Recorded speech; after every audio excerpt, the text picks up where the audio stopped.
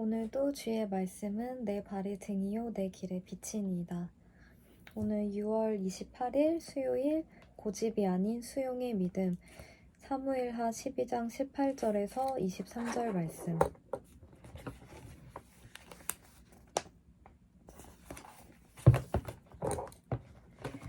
이래 만에 그 아이가 죽으니라. 그러나 다윗의 신하들이 아이가 죽은 것을 왕에게 아뢰기를 두려워하니 이는 그들이 말하기를 아이가 살았을 때에 우리가 그에게 말하여도 왕이 그 말을 듣지 아니하셨나니 어떻게 그 아이가 죽은 것을 그에게 아뢰 수 있으랴.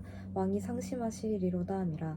다윗이 그의 신하들이 서로 수군거리는 것을 보고 그 아이가 죽은 줄을 다윗이 깨닫고 그의 신하들에게 묻되 아이가 죽었느냐 하니 대답하되 죽었나이다 하는지라. 다윗이 땅에서 일어나 몸을 씻고 기름을 바르고 의복을 갈아입고 여호와의 전에 들어가서 경배하고 왕궁으로 돌아와 명령하여 음식을 그 앞에 차리게 하고 먹은지라.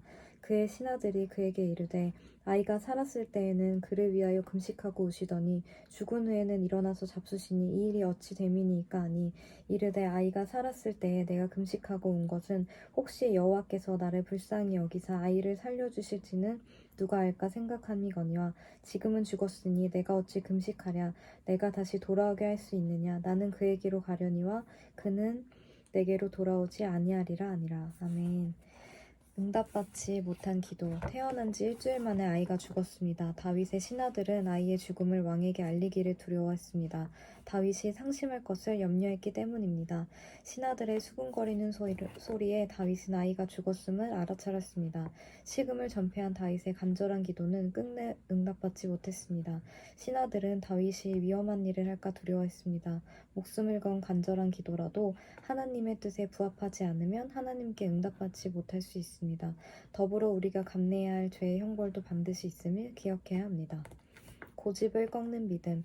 아이의 죽음을 확신한 다윗은 곧바로 몸을 씻고 의복을 갈아입어 여호와께 경배하고 음식을 먹었습니다.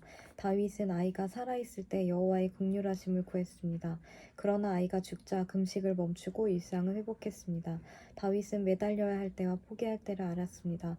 아이의 죽음으로 더 절망하리라는 예상과는 달리 다윗은 예배를 드린 후 집으로 돌아와 음식을 먹었습니다. 하나님의 결정에 고집을 부리지 않고 받아들이는 믿음의 행동이었습니다. 하나님의 결정에 고집을 꺾을 수 있는 것이 바로 믿음입니다.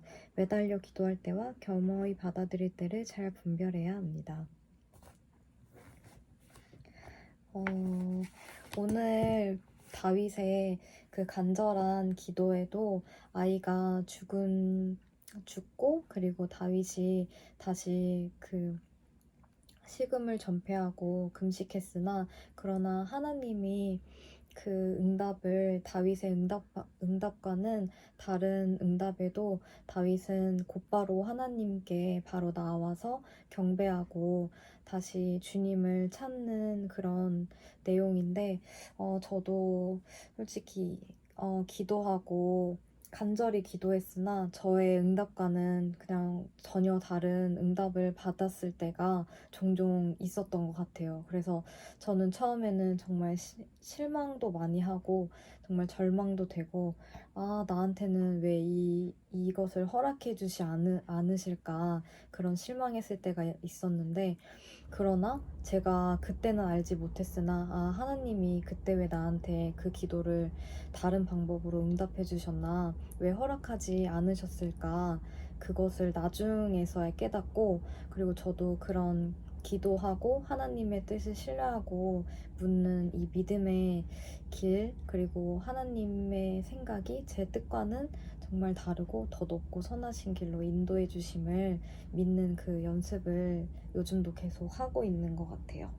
그래서 저의 뜻과는 다른 기도 응답일 때에 하나님의 더 크신 뜻이 있구나. 그리고 지금은 허락하실 때가 아니구나 생각하면서 신뢰하면서 가는 길이 솔직히 좀 힘들기는 하지만 그래도 언제나 주님은 신실하시다고 하니까 언제나 말씀으로 또 깨닫게 해주시고 상황에 따라서 또 이겨낼 힘과 능력을 주시는 주님을 매일매일 경험하면서 살아가는 믿음의 길 갔으면 좋겠어요. 그리고 오늘 카톡 아침에 또 카카오톡을 보는데 같은 본문으로 큐티하는 믿음의 동역자들이 있어요. 근데 그 믿음의 동역자들이 정말 매일매일 믿음의 귀한 고백들을 나눠주고 또 그 고백을 함께 할 수 있게 그 동역자들을 만나게 해주신 정말 주님께 오늘도 감사하는 아침이어서 제가 오늘 그 동역자들의 고백을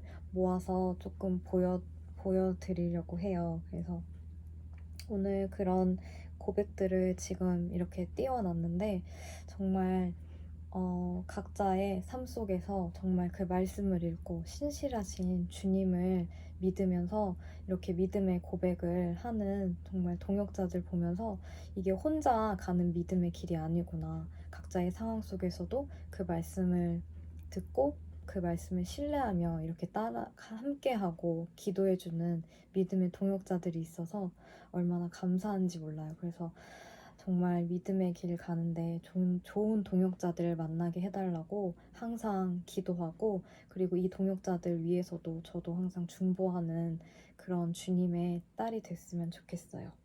그래서 오늘 또 이사야 55장 8절에서 9절 말씀 같이 봤으면 좋겠는데요. 정말 저는 오늘도 이 말씀이 정말 주님께서 저에게 하시는 말씀이다 생각이 들었어요. 55장 8절, 9절 보면 이는 내 생각이 너희의 생각과 다르며 내 길은 너희의 길과 다름이니라 여호와의 말씀이니라 이는 하늘이 땅보다 높음같이 내 길은 너희의 길보다 높으며 내 생각은 너희의 생각보다 높음이라. 아멘. 그리고 또 12절에 보면 너희는 기쁨으로 나아가며 평안히 인도함을 받을 것이요 산들과 언덕들이 너희 앞에서 노래를 바라고 들의 모든 나무가 손뼉을 칠 것이며 그리고 잣나무는 가시나무를 대신하여 나며 화석류는 찔레를 대신하여 날 것이라 이것이 여호와의 기념이 되며 영영한 표징이 되어 끊어지지 아니하리라. 아멘.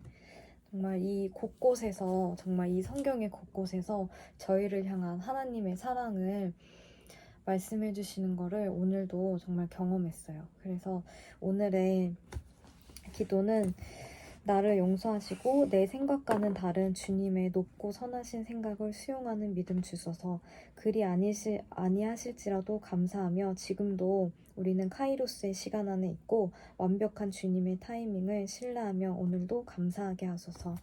오늘도 이 말씀을 통하여 깨닫게 하여 주시고 오늘도 주님의 크신 생각과 주님의 크신 사랑을 알게 해주신 감사드리며 오늘도 선하시고 신실하시고 저희를 언제나 사랑하시고 가장 좋은 것으로 응답해 주신 주님을 신뢰하며 오늘도 저희를 사랑하시는 예수님의 이름으로 기도드렸습니다. 아멘.